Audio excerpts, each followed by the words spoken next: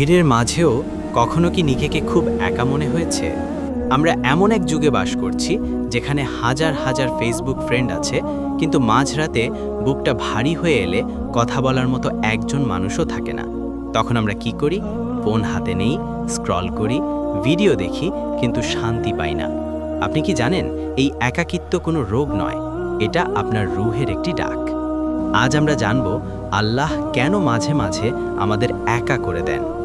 আমরা মানুষকে ভালোবাসি, মানুষের ওপর নির্ভর করি, মানুষের কাছেই নিরাপত্তা খুঁজি, কিন্তু যখন সেই মানুষগুলো দূরে সরে যায় আমাদের ভেতরটা ভেঙে যায়। কিন্তু যদি এটা শাস্তি না হয়ে একটা শিক্ষা হয়, যখন বান্দা সৃষ্টির ওপর অতিরিক্ত নির্ভরশীল হয়ে পড়ে, তখন আল্লাহ সেই নির্ভরতাকে ভেঙে দেন, যেন বান্দা আবার স্রষ্টার দিকে ফিরে আসে। মনে করুন ইউসুফ আলাইহিসসালামের কথা। তাকে ভাইয়েরা কুয়োর গভীরে ফেলে দিয়েছিল। চারদিকে অন্ধকার, কোনো বন্ধু নেই, কোনো পরিবার নেই, কিন্তু সেই অন্ধকার কুয়ো থেকেই শুরু হয়েছিল এক মহান যাত্রা।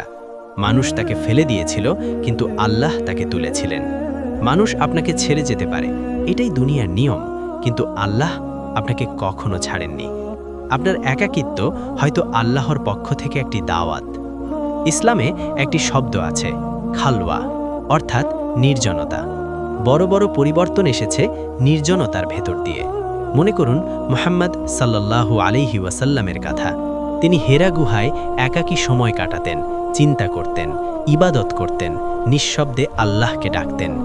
যখন চারপাশ নিস্তব্ধ হয়ে যায়, তখনই আল্লাহর সাথে কথা বলার সবচেয়ে উপযুক্ত সময়। রাতের তাহাজ্জুদে যখন আপনি সিজদায় কাঁদেন, তখন আপনার সেই কান্না সরাসরি পৌঁছে যায় আরশের মালিকের কাছে। দুনিয়ার কেউ হয়তো আপনার চোখের পানির দাম দেয় না, কিন্তু আল্লাহ প্রতিটি ফোঁটার হিসেব রাখেন। একাকিত্ব কখনো কখনো আল্লাহর সাথে আপনার ব্যক্তিগত সাক্ষাৎ। এখন প্রশ্ন হলো, এই একাকিত্বকে কিভাবে শক্তিতে পরিণত করবেন? প্রথমত, কোরআনকে বন্ধু বানান। শুধু তিলাওয়াত নয়, অর্থ বুঝে পড়ুন। প্রতিটি আয়াত যেন আপনার হৃদয়ের সাথে কথা বলে। দ্বিতীয়ত, জিকিরকে অভ্যাস বানান। হাঁটছেন, কাজ করছেন, বলুন সুবহানাল্লাহ, আলহামদুলিল্লাহ, আল্লাহু আকবার। অনুভব করুন আপনি একা নন, আল্লাহ আপনার সাথেই আছেন। তৃতীয়ত, মানুষের উপকার করুন। নিজের কষ্ট ভুলতে চাইলে অন্যের মুখে হাসি ফোটান, কারো পাশে দাঁড়ান, কারো কথা শুনুন, কারো দোয়ার কারণ হন। দেখবেন আপনার বুকের ভার হালকা হয়ে গেছে। পরিশেষে বলবো, আপনি কখনোই একা নন।